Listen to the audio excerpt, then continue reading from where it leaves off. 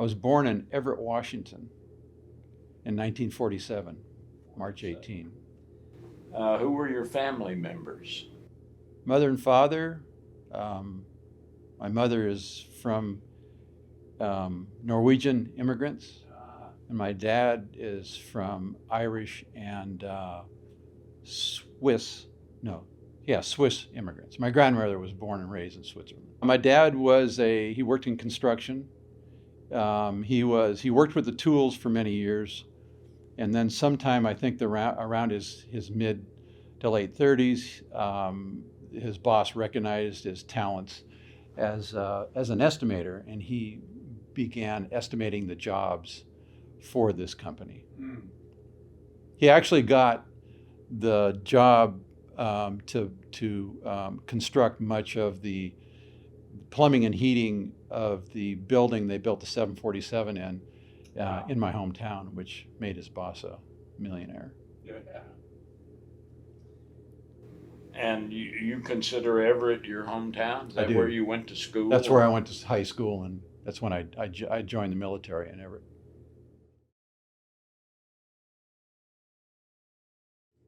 Well, when I joined the Navy, I had picked being a hospital corpsman as a profession, and I was told by my Navy recruiter that I was probably going to end up with the Marines. And I had the same question, how did that happen? And he explained that the Marine Corps does not have their own medical staff. They use the Navy. They use the Navy. So you were a Navy corpsman? I was a Navy hospital corpsman, yeah. Wow. We love the docs. That's what people tell me. Yeah. The docs and the nurses. Yeah, absolutely.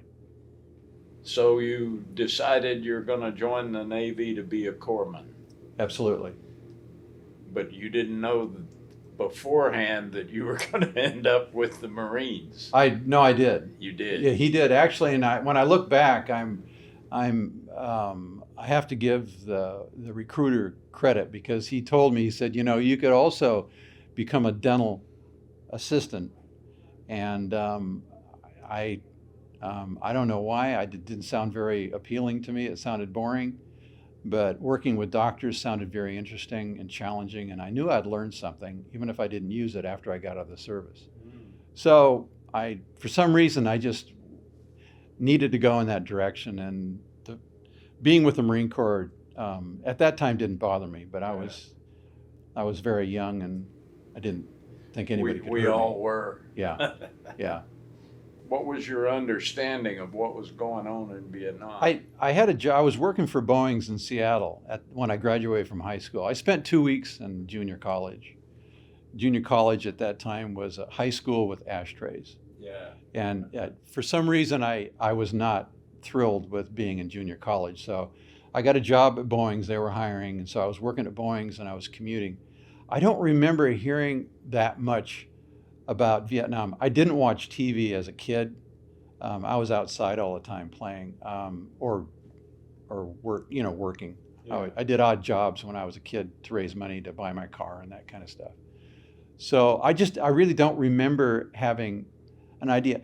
One of my high school friends, so I graduated in '65. That year, his brother went to Vietnam and he was killed there.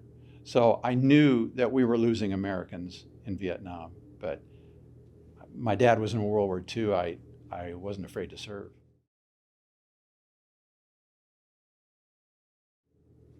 I entered the Navy in July of 1966. Where'd they send you for basic training? San Diego. To San Diego. Now, did you do basic and medical training there, or? We did basic. Yes, absolutely. Balboa Hospital was the training center for the corpsmen. Yeah. Is that all the training you received before you headed to Vietnam? So what happened is when I can't remember how many companies graduated. They were putting a lot of us through because they needed corpsmen. So I can't remember how large the group was. But when I graduated from corpsman school, they knew we were going to Vietnam. I mean, that was kind of our destiny. So they were kind of experimenting. They were doing some things to try to figure out what was the best way to train corpsmen. So the mass majority of the corpsmen that graduated from school went to hospitals throughout the United States. Right. Give you some On-hands training. Further. The group that I was with that graduated, which was several hundred men, like I said, I can't remember the exact number, they went to field medical training schools for the Marines because the idea was we were all going to go to Vietnam. Yeah.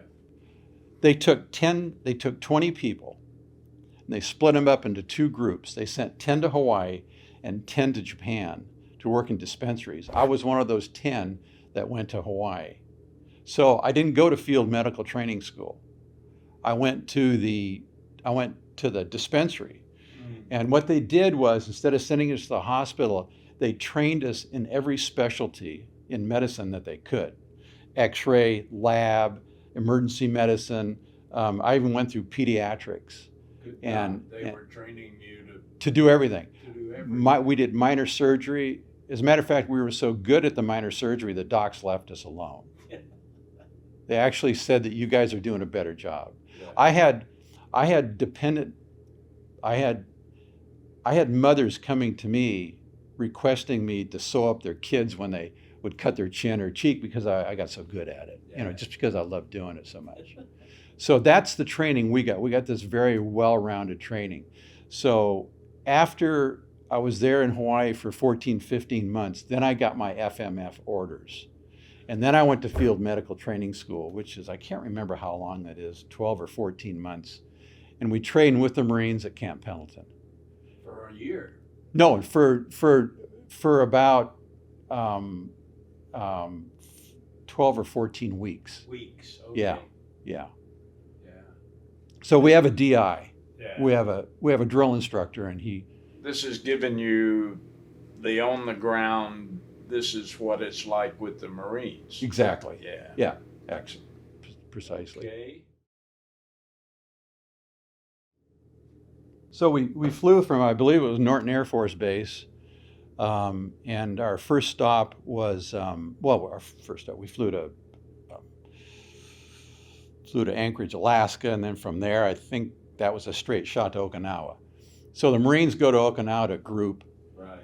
and interesting thing is I thought I was there about a week, but I don't really remember. It's kind of a processing. Yeah. So I was there for at least several days. So we stopped at Okinawa, and then from Okinawa we flew into Da Nang, and we flew in on civilian planes. Right. Charters. Yeah, and there was 3 plane loads of corpsmen that I Wow. went there with. Amazing. I know, it was amazing. Well, they were using them up. Half of them were dead or wounded within 2-3 months. Yeah. That's what we'd heard.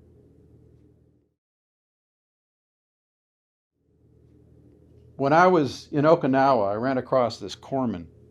He was with the 3rd Recon Battalion, and he was going home, and we became fast friends. And he talked me into going with Recon. And he said, it's not a bad idea to be with the best trained. And I'm not saying Recon Marines are better than 1.5 or 1.7 or 1.9. Better trained though.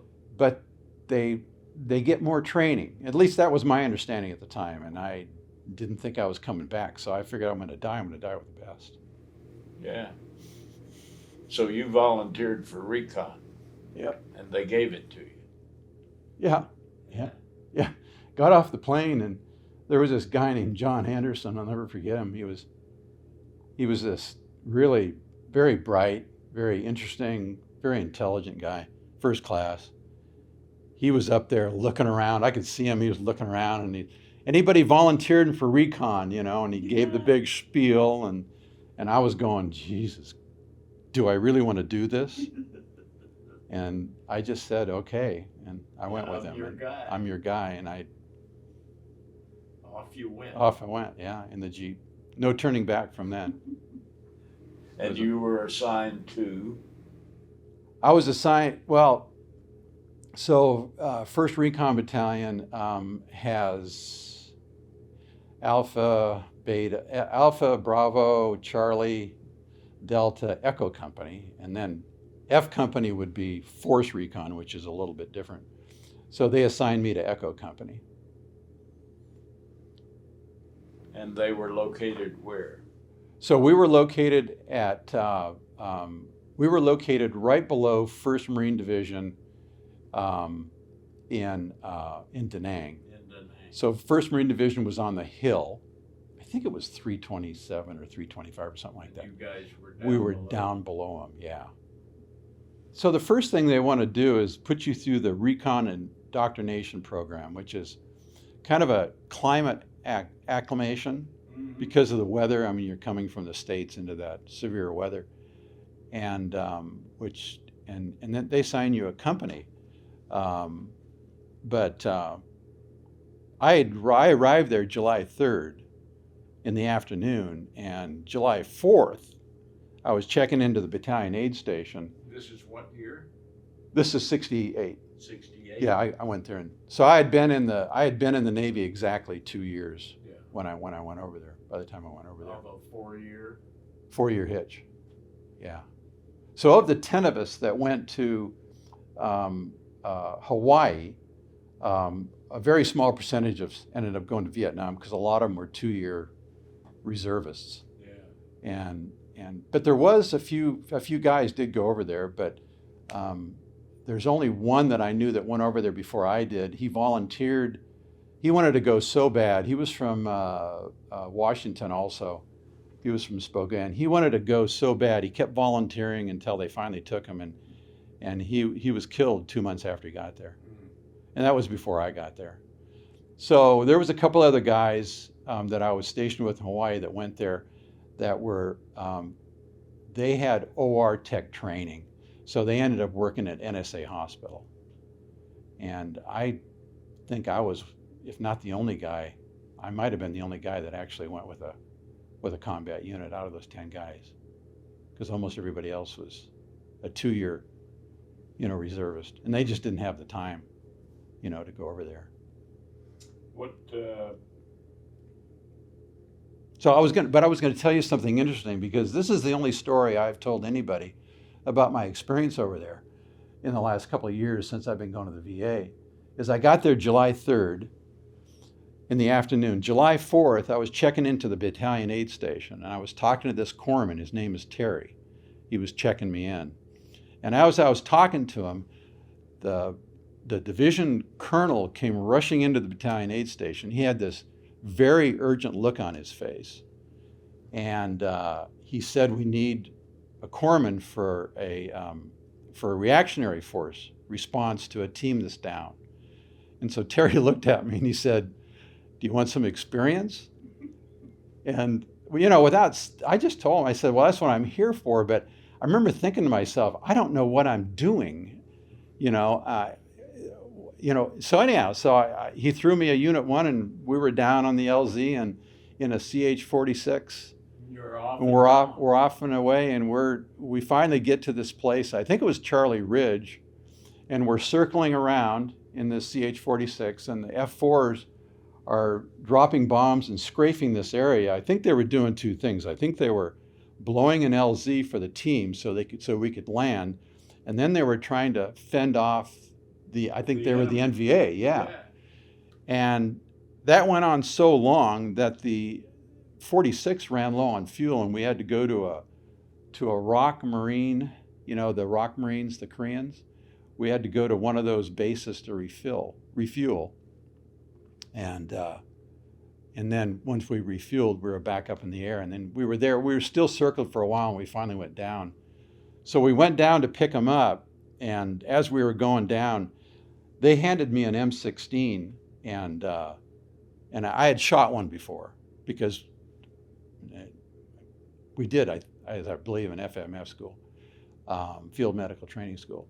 And so they gave me the M16, and I locked and loaded the thing. And when we finally landed, I looked for the team because I didn't want to shoot the guys trying to get in the helicopter, and they were in front of us or alongside of us, because I'm looking at one of the portholes. and I just see the tree line, and there's these flashes, and the flashes are shooting. They're shooting at us. Yeah. And so I locked and loaded the M16, and I went, but, and it jammed on me, which was what was supposed to be famous. So I got the jam out, and I loaded another magazine in there, and I ran off a couple of rounds of a couple of magazines, and I was standing next to the guy shooting the 50 cal, and he got shot. And so I ended up taking care of him, and while I was taking care of him, the team finally made its way around to the back of the helicopter, and by the time I patched him up, the team was coming up. So I went down to the launch area and started working. The lieutenant had been shot in the head, and we brought him aboard, and that's when we left. This whole thing felt like it lasted for, eternity. Yeah.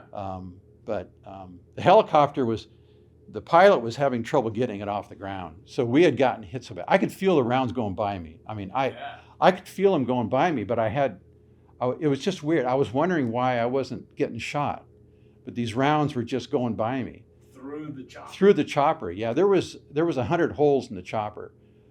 They counted afterwards. Wow. So we had been shot up so bad that he had trouble getting the helicopter off the ground, and we were on the side of a hill, so we were kind of on the top of it.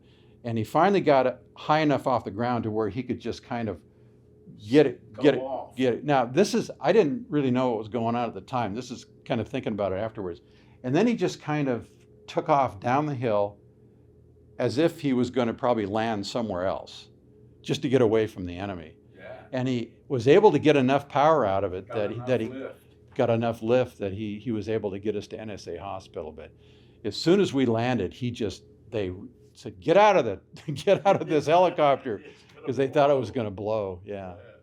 So, and I later found out that there were some people in high places that didn't think we'd ever make it back. So it was just one of those.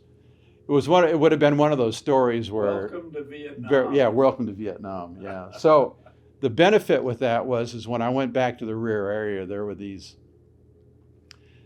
I already had a reputation in the field, so I didn't have to prove myself, because every Marine was nervous about a corpsman that hadn't really experienced, combat, because you never know what you're going to do until you're involved. And I had already gone through that, so I just didn't have to prove myself. So that was the best part about the whole thing. I didn't get scared until afterwards, when we went and got a bite to eat while we were waiting for the people to pick us up at NSA Hospital. Terry and I, the other corpsman and I, we got a bite to eat, and when I started eating, I started trembling. I couldn't believe it. I thought, what the? Couldn't believe you were still alive. I couldn't believe it. Yeah. So they assigned me to a team, or actually a platoon, but usually each team has a corpsman, and if the team doesn't have a corpsman, then I train a Marine to be a corpsman. Right. Or an aid man. We call them aid men. So my principal duty, there's only 8 of us when we go out. So my principal duty is I'm a Marine. You're a Marine. With a Unit 1, which is my medical pack. Right. So I carry everything the Marines carry, plus my Unit 1. Including a rifle. Yeah, I carry a rifle. You have to be an E6 to carry a .45. So if I want one, I got to check it out. Yeah. But, when you get into a firefight and there's only 8 of you, a .45 doesn't get it. That doesn't cut it. No. Yeah.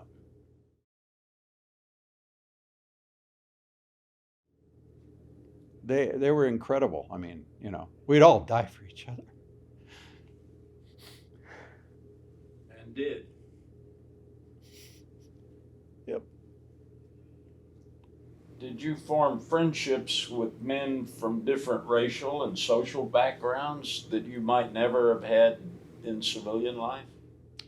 I grew up primarily, Everett, Washington was pretty much a white town. It was, we had a few African-American families. We had, in fact, the African-American kid that was in my high school graduating class, there was about 5 of us. He was the senior class president. I mean, that's kind of, I I had no ill will towards anybody of a different race. We also had a significant Native American population up there, Right. and so I had no problem making friends with people of different cultures. It just And the Marine Corps was everybody. some Marine generals said that there's only one color in the Marine Corps and it's green, Green. and it was really true. And I think most Marines respected that Yeah. and followed that doctrine.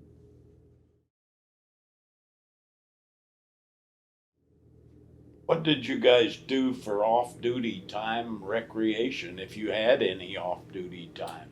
So in between patrols, we would, we'd prepare for the next one is what you ended up doing. But one of the things that one of my teammates and I, when we'd come off a patrol, we would head to Freedom Hill, the exchange there, and we would go there and have lunch, have a meal, and then we'd go through the PX, and that's where I bought my stereo equipment and bought my mom some stuff, my dad, my sister, and my brother, and we would kind of, they'd usually give us, some time off to do that, in between patrols. I think they gave us a day. Gave you a day. Yeah, and we'd do that. And then when we came back, we would, if I wasn't training corpsmen, I was going on med caps, which were Out to the villages. out to the villages, yeah. And the group of corpsmen that I was with in that battalion, we supported the Catholic orphanage that was in Da Nang. So we used to go there and check on the kids, and if any of them were sick, we'd take them to the hospital ship, Repose. It was the Repose. I was trying to remember if it was a sanctuary or Repose. It was the Repose, yeah. And there was 2 nuns running this Catholic orphanage. They could have 100 to 150 kids, and oftentimes half of them were babies. Yeah. It was just amazing. They had helpers, obviously, but so we would go there, and if any of the kids were sick, we'd take care of them. Yeah. Do you have specific memories of the popular culture of that time? And by that, I really mean music, song. There's only one song that I remember, and it was because I was on R&R, and that was Hey Jude. Hey Jude. And that was a popular song. But when I was in Hawaii, I remember songs from Hawaii, but not in Vietnam. Not Vietnam. No. I remember the JFK and Martin Luther King assassination. I remember that. The year I was in Vietnam, we had Stars and Stripes. Yeah.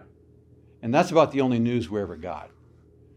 And I just don't remember getting much news about what was going on, because when I went to Vietnam, people looked pretty normal. When I came back, everybody had long hair and they were smoking marijuana. I mean, it was a total cultural shock. And I just might be one of the naive. I always consider myself a late bloomer in life, so maybe I'm just naive, but a lot of that stuff just flew over my head. Yeah, and I just wasn't aware of it. Yeah.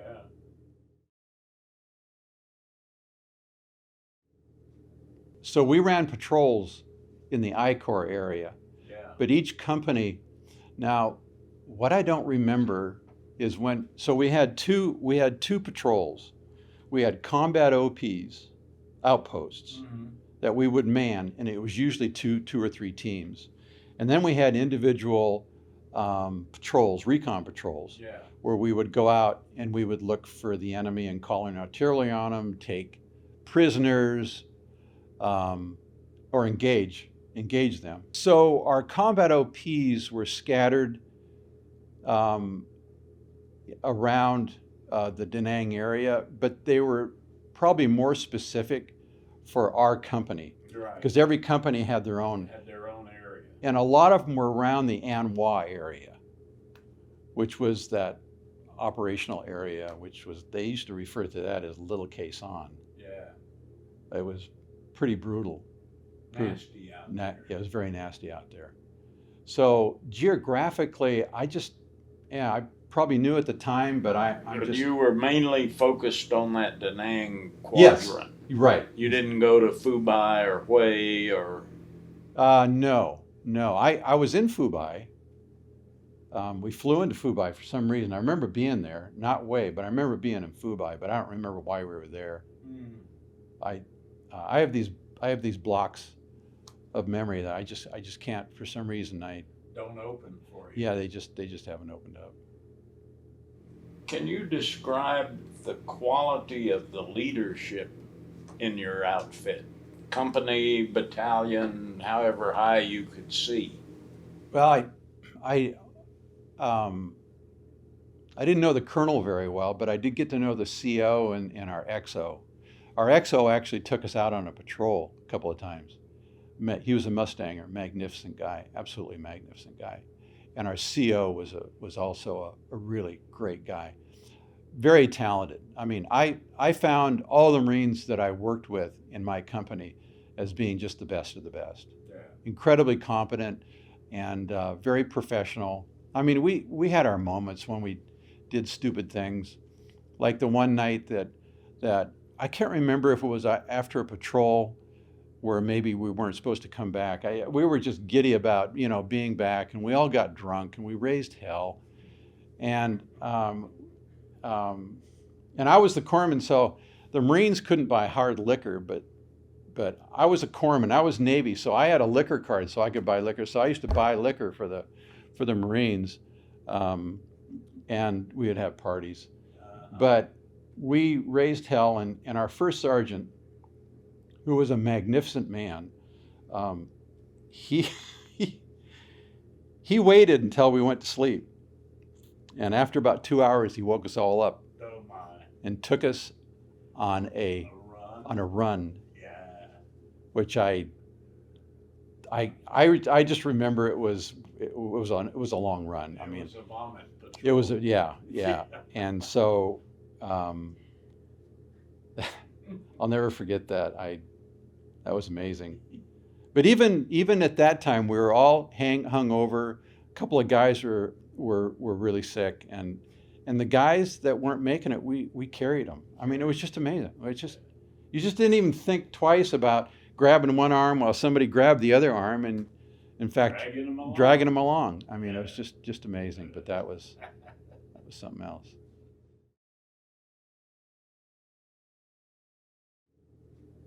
I don't know if I really had a best day. I mean, you just kind of took I was never one to mark off the days, how many days I have left. I just never did the calendar. I've never done the calendar, no matter where I've been. I just kind of lived day to day. I had a friend of mine, one of the corpsmen, was trying to adopt one of the children at the orphanage. And he started adoption papers, which was very difficult. The U.S. military really discouraged it. Started the adoption papers on one of the kids, and the kid died. So I couldn't get him to make rounds with me. And finally, I said, Jack, you're going with me on this round because I need your help. It needs to be two people going this time. So I got him going, and I got him to go with me. We got there, and there were these two fresh twins. And that's all it took. So he started the adoption papers on these two kids. Again. And he got them. And he got to take them home. That's a real triumph. Day. Yeah, that was a good day. That was a good day. It took him a long time.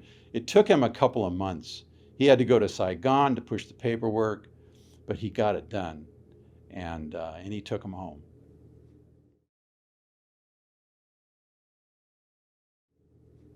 It was August 1st. Hill 200 had gotten overrun, and we lost 5 guys. There were 19 on the hill, and the rest of them were wounded. That was the worst day. Did you go in? So at, I don't know, about 1 o'clock in the morning, they woke us up and said that Hill 200 was being overrun. It was our company's hill. And we had this reactionary force. The CO had been training us for a reactionary force. If one of our teams was in trouble, whether it was a hill or a recon team, the people that were left, because everybody was out on patrols usually. Right. Somebody had to go get them. somebody had to go get them, and so we put it together, and we were in the air by 0400. And but we couldn't get there during the worst part of the fight because it was dark, and there was 19 guys on the hill, and there was 200 men attacking them. And they were always the NVA were incredible fighters, always good. Oh, good. They were just amazing. I had so much respect for the Vietnamese people when I was over there. I mean, I liked them. I'm not saying I liked the enemy, but I sure liked the Vietnamese people. I mean, I just thought that their determination to survive, I mean, and that's kind of what they were doing when they were living, was surviving. Yeah. It was just pretty unbelievable.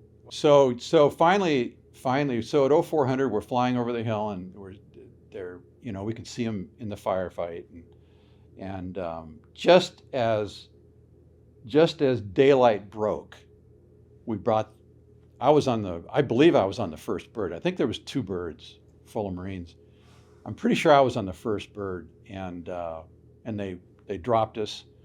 And as soon as we left the bird, we were taken incoming. I mean, they were shooting at us. They were still there. And my first casualty I got to was a hospital corpsman on the hill. He had gotten shot. And he was one of your friends. I didn't know him. I didn't know him. I didn't know him. Part of the problem is that you're out on patrol so much, it's hard to get to know the other guys.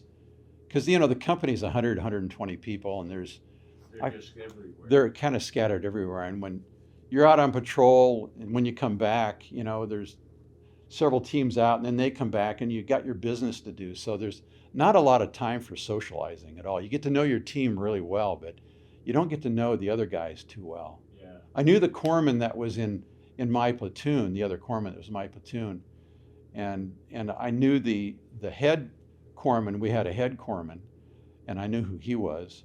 And I knew some of the corpsmen in other companies that I had run across. Just didn't know this guy. I didn't know this guy. I didn't recognize him when I saw him, and I just remember he was hurt really bad, and I remember he was angry that he couldn't help anybody. I mean, it was just he was just so angry. But I don't know if he survived. I think he did. I think he survived, but we had 10 dead bodies. I'm sorry, we had 5 dead bodies, and everybody else was 5 wounded. dead and Everybody else was wounded. Yeah. So your hands were full. Yeah, we were really busy. It was just a massacre. I mean, Did you immediately start evacuating these guys, or were you going to treat them and stabilize them first? no, we were evacuating them. Get them out of there. Yeah, I found myself. We had 2.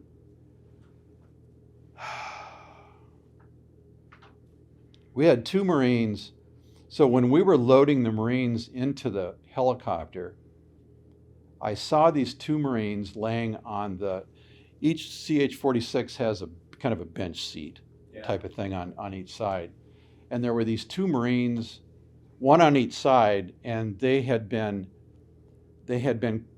were shooting RPGs and a lot of satchel charges, which is a bag of explosives that they would throw at you. And Throw in a bunker. Yes, exactly. And these guys had multiple fractures of their legs. Yeah. They were just all broken up, and I could tell they were obviously, well, I could tell they were dehydrated. And so I was trying to start, I think we had Ringer's lactate, if I'm not mistaken. IV on them. Yeah, I was trying to hydrate them because I had a real hard time getting an IV. These were young guys. They were African American young guys should have had gigantic veins, and I had a hell of a time finding veins on them. But You had to do cut downs on some of them. They were so dehydrated. Oh yeah. And so I spent a lot of time on them, and by the time I'd got done with them, the helicopter took off. And so I ended up leaving after that. So, I mean, it was shortly after that the other helicopter left.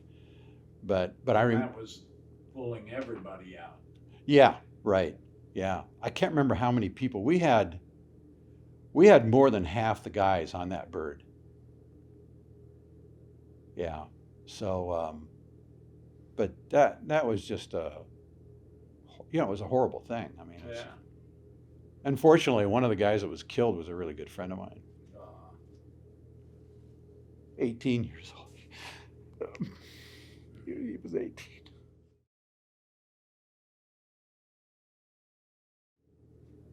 None. None.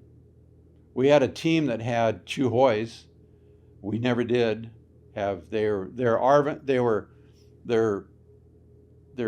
Viet Cong or North Vietnamese that come to our side, Yeah. and they usually run point Yeah. for the recon, the ones we had, and we had some problems with them.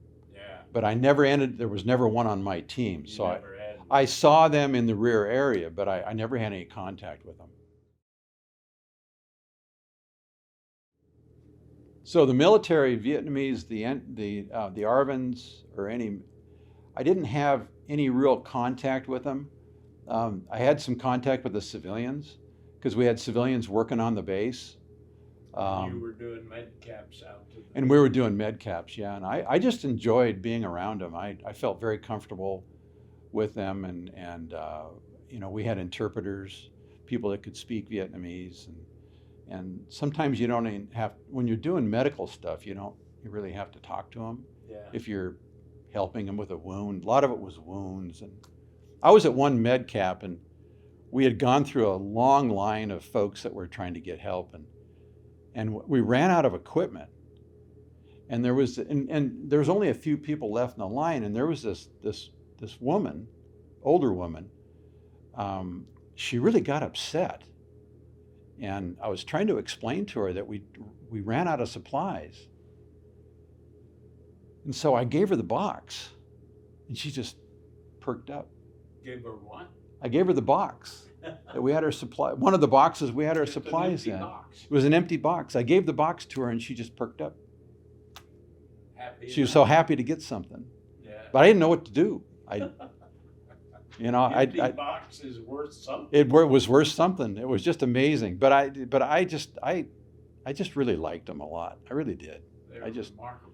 Yes, absolutely. And like I say, we had some young girls that worked in the EM club, and they were fabulous. They were just so much fun to be around, and we had a little shop there on base where it was kind of a place where you could take your clothes and get them cleaned, and they would take your picture if you wanted, or and they had some things that you could buy, stuff that Marines could use, just knickknacks, and they were super, super nice. They were a family from the north. They came down when 54. Yeah, exactly. Catholics all Yep, came. exactly.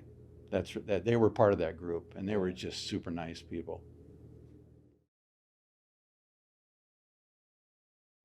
I don't remember getting a lot of letters. My grandmother, who was born and raised in Switzerland, had a very difficult life growing up because she was an orphan. She wrote me all the time, and she couldn't write. She was always had that jitterness. I don't think she had Parkinson's. I think it was just a quiver. A quiver, yeah.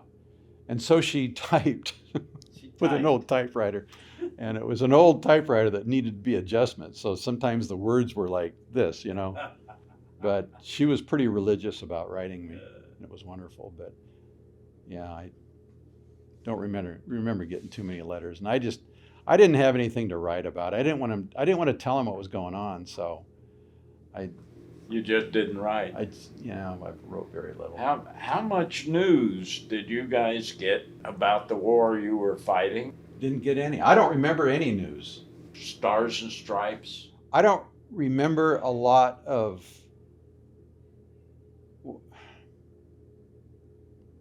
I don't even remember how often I got it. I remember reading Stars and Stripes a couple of times, but It was kind of sporadic. It was very sporadic, and I just don't remember too much about what I got out of it. But I don't remember hearing many rumors. I did just before I left. We were. One of the rumors is that you don't want to take your ribbons off when you get off the plane, when you go home because they were shooting vets and that kind of stuff. We had heard that. So, um, and I don't know, didn't get any fine details about it. They just said that you might get shot on the way getting off the phone. Get off the plane, Yeah. you might get shot. So I know it didn't make any sense. And there was also that thought in my mind that it was just scuttlebutt. Yeah. And it was. And there's so much scuttlebutt going around, you just didn't know what to believe. And after a while, you just kind of have to, wow, if I just worry about everything I'm hearing, I'm never going to be a sane person. When I lost my best friend, I decided at that time I had to survive this war mentally if I was coming home. And I didn't think I was coming home, but I had to come back mentally intact. And the only way I was going to do that is if I had my ducks in a row mentally. Tune out all the nonsense. I had to concentrate on survival and taking care of my team. They were the most important thing to me. So it was uneventful. I mean, I got off the plane and nobody shot me, and I was wearing my ribbons. I didn't care. Nobody messed with you. Nobody messed. Yeah, and I went home. Where'd you go to? I think we flew into Norton, where we flew out of to begin with. I think it was Norton. Pretty sure it was San Bernardino, California. Yeah. And then from there, I took a plane to my home because we immediately got a 30-day leave. Yeah. Did you still owe the Navy a year or so? I had a year left. Yeah. Where did they send you after your leave? Vallejo, California. Yeah. Naval Shipyard. And you pulled your last year there? Right. Working in the hospital? I was working we had a dispensary. The building I worked in had at one time been a hospital, but they turned it into a dispensary. So I had made E5, and I had my choice between E5 or getting a Navy Achievement Medal with a V, and I took E5 because I knew it meant money, and I wasn't into medals. You weren't into medals? No. No. I had my sergeant on one of my first patrols tried to write me up for the Bronze Star, and I laughed at him. I told him, I said, you're not going to do that. We got guys dying, and I'm just doing my job. I am not going to let you do that. He persisted, and finally, I just told him, I said, if you do that, I will find a way to embarrass you. And he was a good guy. I feel so bad about doing that. I really do. I feel like, I should have had some respect for him and just let him do it, because he really wanted to write that up. And I was so mean to him about it. It was just, but I just, When you finished your enlistment, what did you do? I went to college. Went to college. Did you have any difficulty readjusting to life after combat? Yeah, I mean, but when you come after a year of combat, when you come back, you really don't know what normal is.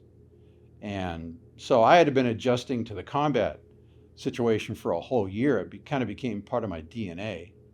And so when I came home, I just kind of went on with life. I put Vietnam in the rearview mirror, and I had a goal. I needed to go to college and get a career and go on with life. And one of the good things was when I got out of the Navy, or when I was discharged from the Navy, I had some friends that lived in Sacramento that I'd been stationed with, and most all of them had been combat corpsmen.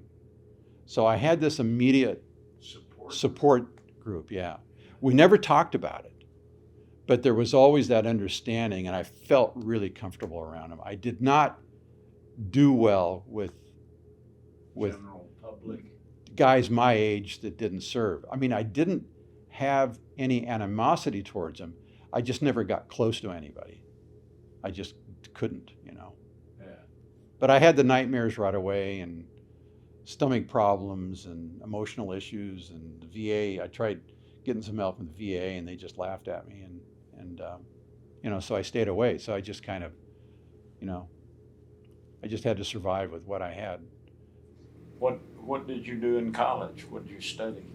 I became a registered nurse. Did you? and I just retired last November. Well, my last job, I functioned. I was not a nurse practitioner, but I functioned much like one. I really wanted my last year in the Navy. I worked with some great doctors in Vallejo, and they were inspiring. I just loved them, and I was going to become a doctor, and um, most of my doctor friends said, "No, you don't want to do that." You don't want to do that. He said, "You're not gonna. You might not like them." But so when I got out, there was a group of us that were interested in furthering our education into medicine, and we were told that because of our Navy experience as corpsmen, and because we were older, that medical school was untouchable because there was this age problem. They wanted you young, and they didn't want you to have any medical background. So it was really tough. I was not a scholar. I didn't get 4.0. I might not have been competitive. I did want to become a doctor, but I ended up going the nursing route, and I was married. I was working and going to school, and it would have been, if I would have gotten in medical school, it would have been fabulous. But I just didn't try hard enough to go that far with it. It just looked like there was too many obstacles. They were putting obstacles. I was trying to get my life together, and I just didn't need that kind of pressure. And I don't do well with people who I don't think are fair. You know what I mean? Do you think you had difficulty readjusting to life after combat, after the war? I think I had a lot of difficulty, but I didn't understand it. I mean, I just, if you can't talk about it, and if there's nobody even interested in hearing you, I mean, it's because I tried talking to my dad's a World War II vet. I tried talking to him a couple of times, and he changed the subject. So, and so I didn't feel comfortable talking to anybody that wasn't a combat vet. There's just no need to talk to somebody about your combat experience that didn't experience it. And none of us wanted to talk about it.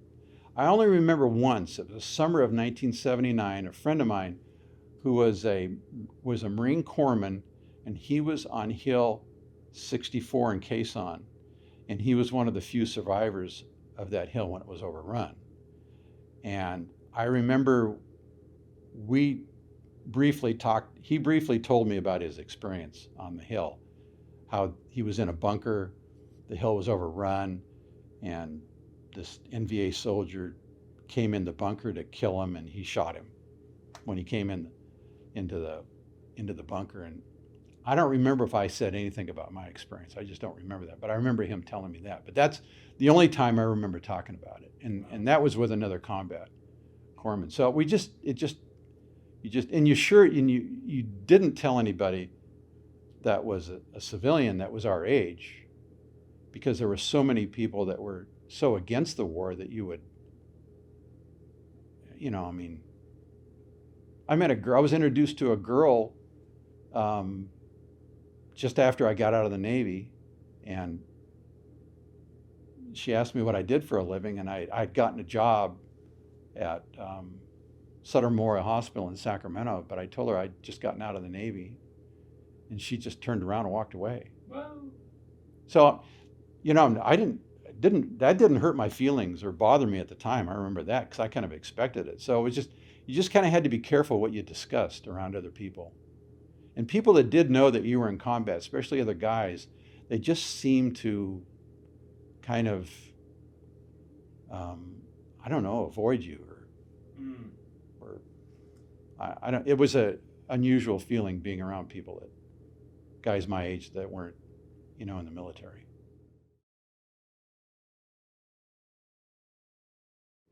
your experience coming home from Vietnam affect the way you think about troops coming back from the wars today?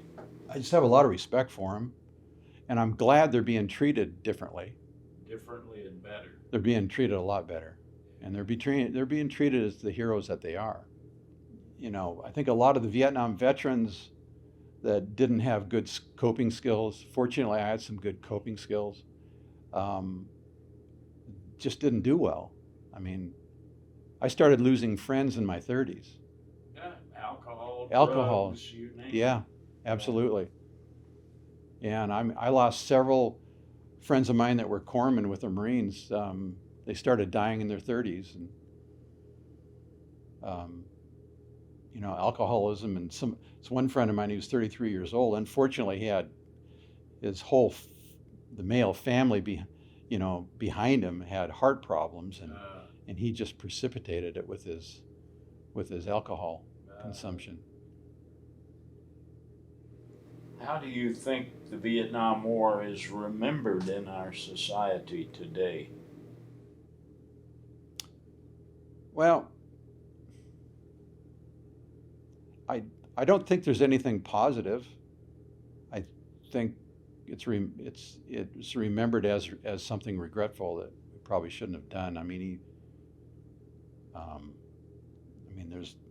we have politicians that went to Vietnam and came back, and I've been bashing the war ever since.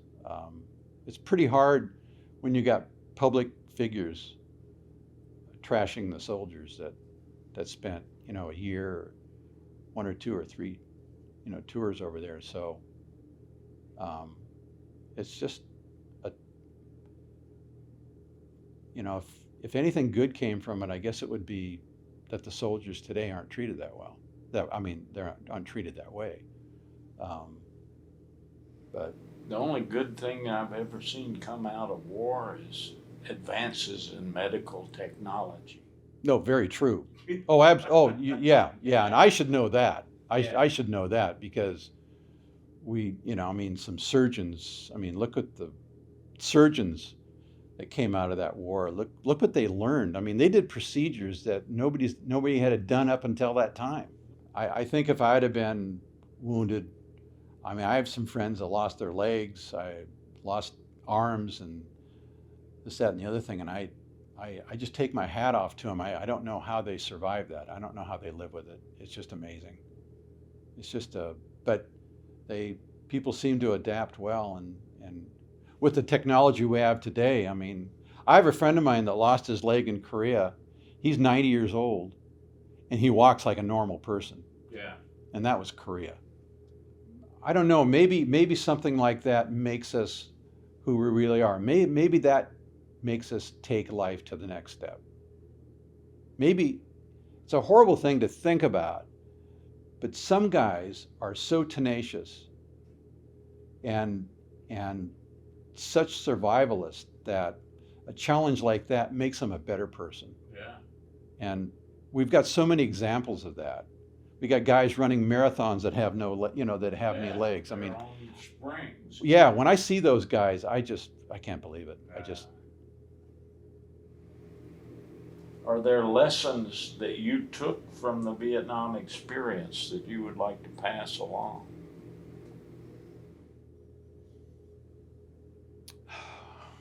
Well, since it was such an unusual war, and it's nothing like World War II, Korea, or the wars we've had since Vietnam, I think the lessons we've learned is that we have to pick and choose our wars, based on the people we want to go to war with. Do we want to go to war with the people that have been fighting for, what'd you say, 2,000 years to begin to be? I only learned this recently, that Ho Chi Minh was somebody that we had helped during World War II fight the Japanese. Absolutely. And we were anti-colonialists. Yeah. How could we not see that?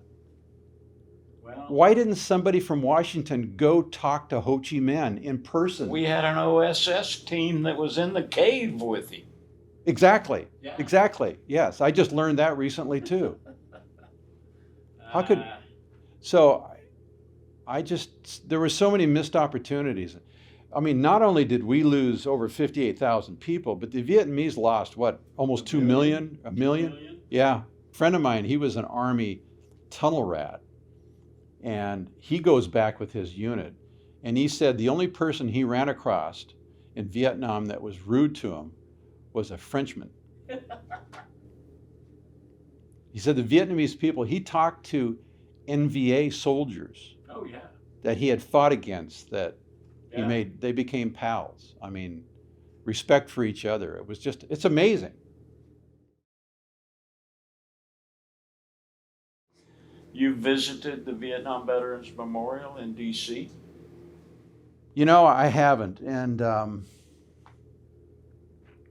I just never had a good feeling about it. I, from the very get-go. I, You should. yeah, I'm probably gonna visit it, but I,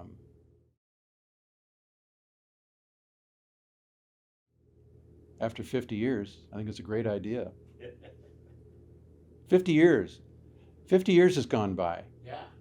I mean, I just can't believe it. I remember when I was your age. I mean, I just, it's so vivid.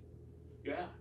I mean, it's just, I just can't believe 50 Well, years I has went to gone by. Vietnam in '65. That's 20 years after the end of World War II. Were you there in 75? Yeah. That was my fourth tour. That was one of my worst years is when I heard we pulled out. We left all those people there. I was just sick. Broke my heart. Yeah, me too. About 16, 17 years ago, I was working with this nurse practitioner that was from Vietnam when she was a child, and I apologized to her. She didn't even know what I was talking about. But when I met her, I apologized to her. I said, we should have never left your family there. But hardworking, bright people here in this country, the Vietnamese people, they're unbelievable. Incredible Unbelievable. community. Oh, I was a home health nurse for about 10 years, and I took care of a lot of Vietnamese Hmong. And whenever I went into the home, I was usually taking care of grandma or grandpa, and the grandkids were taking care of grandma and grandpa while mom and dad were working. And sometimes there was two families in one apartment, and Working 3 shifts. and the kids were fluent in English, and they were taking care of mom and dad. It was unbelievable. The family unit is just incredible. I wanted to be part of them. I mean, it was one. They always treated me wonderfully. I mean, it was just I couldn't get enough of that. I really enjoyed taking care of them. So I agree with you. I think the outcome of the war, the best part about the outcome of the war, is that we just have some of the greatest people this country's seen. They've assimilated, and they're patriotic. All my Vietnamese friends know I was in Vietnam. I mean, they all know I was there, and they thank me for it. It's just amazing. The only people I ever did, thank me for it.